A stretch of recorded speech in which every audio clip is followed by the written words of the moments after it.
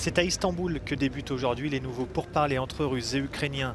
Les garanties de sécurité, la neutralité de l'Ukraine ou encore le statut des zones contestées à l'est du pays pourraient être mises sur la table, même s'il est peu probable que Kiev fasse des concessions sur l'intégrité territoriale au moment où l'invasion russe patine. La Turquie, qui entretient de bonnes relations avec la Russie et l'Ukraine, avait déjà accueilli les ministres des Affaires étrangères des deux pays le 10 mars, sans que cela ne débouche sur des avancées significatives. Le président turc, Recep Tayyip Erdoğan, se veut toutefois optimiste. Nous allons brièvement rencontrer les délégations des deux camps avant leur réunion. Ce que je peux déjà dire, c'est que les échanges téléphoniques que nous avons engagés avec M. Poutine et M. Zelensky vont dans une direction positive. Le ministre russe des Affaires étrangères, Sergueï Lavrov, a tempéré cet optimisme hier en écartant l'idée d'une rencontre entre les présidents des deux pays.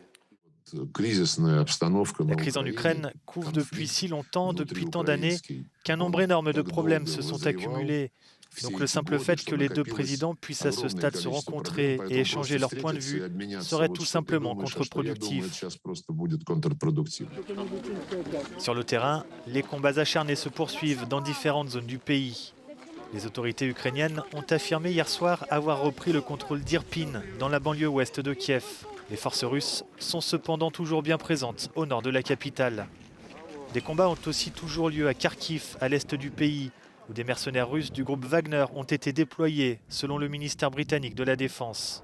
La situation humanitaire reste toujours alarmante dans la ville assiégée de Mariupol, où les habitants sont privés d'eau, de nourriture et de médicaments.